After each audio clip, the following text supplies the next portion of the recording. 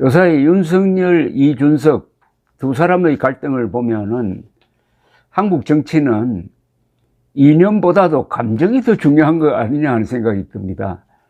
윤석열 대통령이 왜 이준석을 싫어할까 하면은 대선 기간 중에 당대표로서 윤석열 후보를 존중해 주지 않고 들이받았다, 말하자면 괴롭혔다, 여기에 참지 못하고 그동안 쌓이고 했던 감정이 이번에 이런 식으로 드러난 거 아니냐, 그것밖에 설명이 안 됩니다.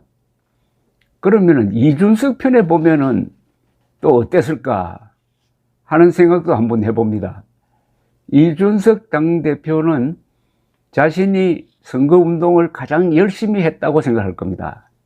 그리고 자신의 전략이 맞아떨어져서 윤석열 대통령을 탄생시켰다고 생각할 겁니다. 그런데도 이렇게 할 수 있느냐? 그래서 6개월 당원권 정지 징계는 참겠는데 그 뒤에 내부 총질이나 하던 당대표가 바뀌니 잘 돌아갑니다. 여기에는 아마 상당히 마음의 상처를 입었지 않을까 하는 생각이 듭니다.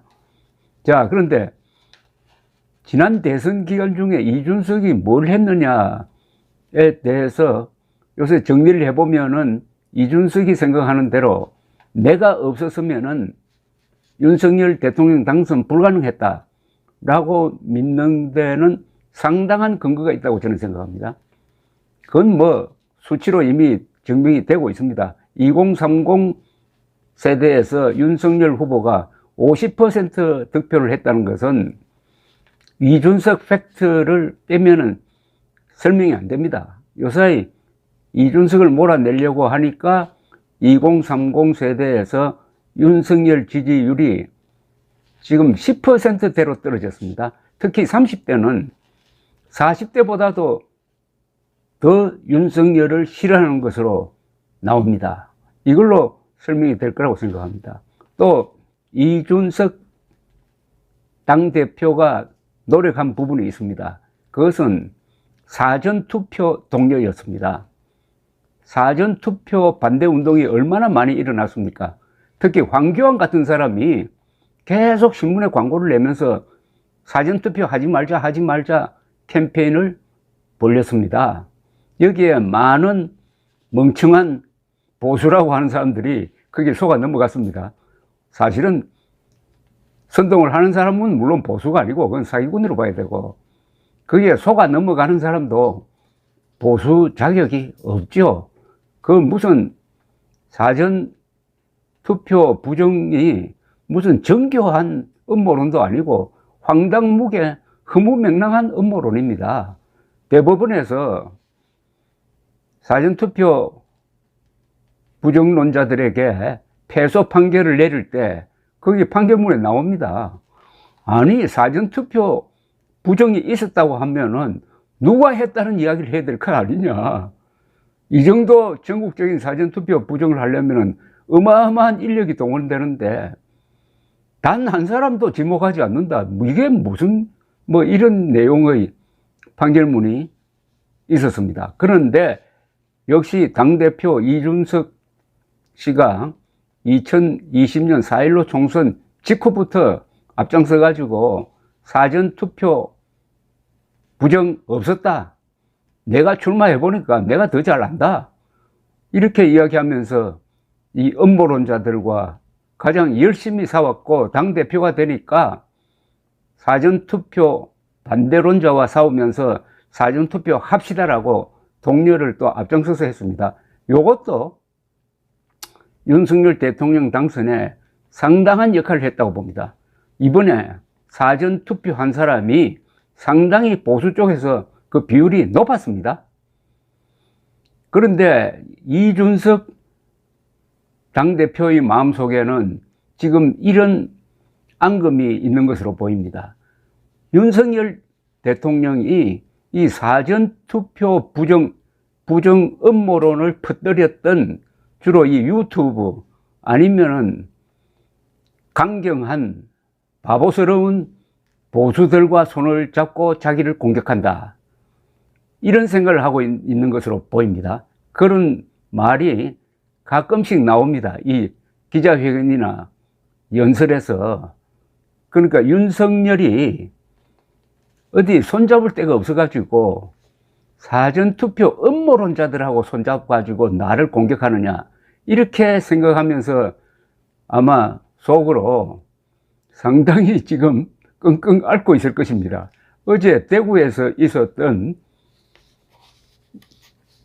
기자회견 모두 연설에서도 그런 대목이 나왔습니다. 어제 이렇게 이야기를 했어요.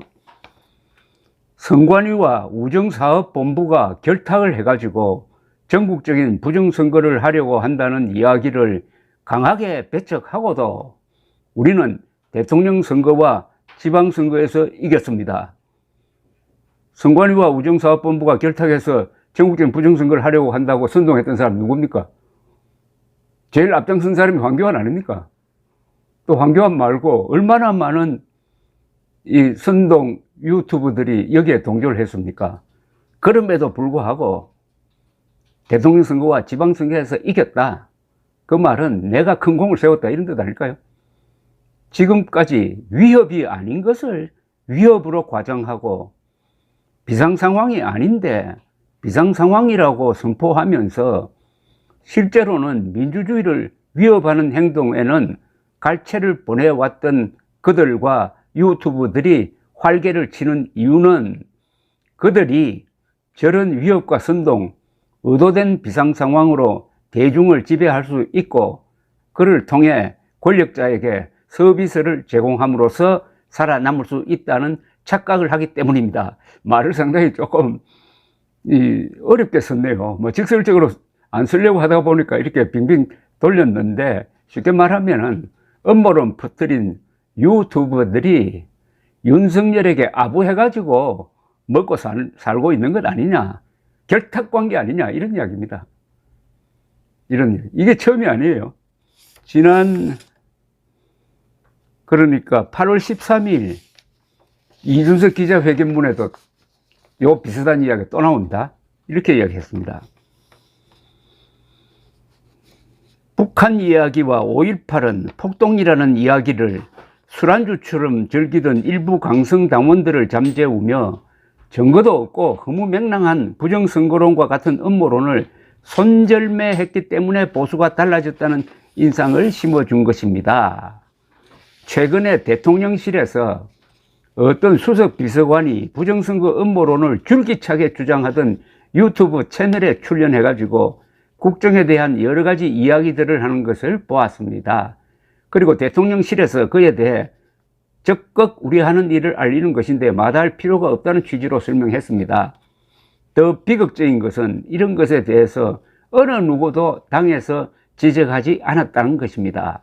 당이 대통령실이 음모론자들과 교류하면서 국정을 운영하는 것에 대해서 한마디도 지적하지 못한다면 이 당은 이미 죽어가고 있는 것이고 죽은 당에 총선 때 표를 줄 국민은 없습니다. 이게 바로 음모론자들과 대통령실이 결탁을 했는데도 국민의힘이 왜 침묵하고 있느냐 하는 아주 직설적인 이야기를 했는데 어제 똑같은 이야기를 했습니다. 지난 7월 29일 이준석 당대표는 페이스북에 요런 글을 올렸습니다. 요거 자주 제가 인용하는 글인데, 최근에 정치인이 쓴 글 중에서 제일 짧으면서도 제일 잘 쓴 글이라고 저는 평가를 합니다. 이렇게 썼어요. 돈벌이의 수단으로 전락한 부정선거 의혹으로 2년간 보수 진영에 미친 해악이 오늘로 종결되기를 기대합니다. 이것은 대법원 확정 판결 직후입니다. 그리고 돈벌이에 미쳐서 오히려 진실을 이야기하는 사람들에게 내부 총질을 했던 유튜브들에 현혹되었던 많은 분들이 이제 이성을 되찾았으면 합니다. 항상 남을 지목하고 까내렸지만 당신들이 오히려 보수 몰락을 위해 뛰던 내부 총질러였고 스파이였고 프락치였던 겁니다. 이런 것 하나 초반에 정리하지 못하고 2년을 끌어온 게 보수 진영의 역량이었습니다. 유튜브를 중심으로 만든 당신들만의 우물한 작은 세계 속에서 국가 대소사를 논했으니 연전연패했던 겁니다. 그 연전연패의 과거로 되돌아가지 맙시다. 여기서 참 아픈 지적이 있습니다. 이런 허무맹랑한 음모론 하나 초장에 정리하지 못한 게 보수의 역량이다. 비겁한 걸 지금 비판하고 있는 거죠. 이 점에서 이준석만큼 용감한 정치인이 없습니다. 이 여론과 싸우는 게 가장 큰 용기입니다. 폭력과 싸우는 것도 용기지만은, 그런 점에서 국민의힘 국회의원들은 이준석 앞에 고개를 들지 못할 것입니다. 그런데 이런 음모론 자들과 윤석열이 결탁해가지고 나를 몰아세운다, 이런 생각을 이준석이 하고 있다는 것을 참고를 할 필요가 있습니다. 이러니까 또 이준석이 이렇게 욕을 많이 먹고 있는 겁니다. 지금 이준석을 욕하는 사람들의 성분을 보면은 음모론자들이 많습니다. 아니면 그 사람들이 가장 극성으로 욕을 하는 것 같아요. 왜 그럴까요? 자신의 치부를 건드렸으니까 그렇게 극악하게 반응하는 게 아니냐 하는 생각이 드는데, 이렇게 해가지고 윤석열이 오히려 이 음모론자들을 멀리하지 않고 음모론자들을 키워주는 그런 역할을 한다면은 한국의 보수는 파산입니다. 미국에도 비슷한 일이 벌어지고 있지 않습니까? 트럼프가 2020년 대통령 선거 때 부정선거로 떨어졌다고 선동을 해가지고 그 선동을 지금 미국 공화당에 퍼뜨려가지고 공화당원들의 60%가 그 허무맹랑한 음모론에 속아 넘어가도록 만들어가지고 트럼프의 장난감이 되어버렸다. 그래서 이번 중간선거에서 그것 때문에 아마 이길 선거를 공화당이 놓치게 될 것이다 하는 이런 이야기도 있습니다. 윤석열 대통령과 국민의힘은 기준을 하나 정해야 됩니다. 절대로 앞으로 과거에 사전투표 반대운동을 했던 사람들과 교류한다든지 그런 매체와 인터뷰를 한다든지 하면 안 된다 하는 지침 정도는 만들어야 과거의 그 비겁성에 대한 약간의 반성의 표시가 되지 않을까 하는 생각이 듭니다. 감사합니다.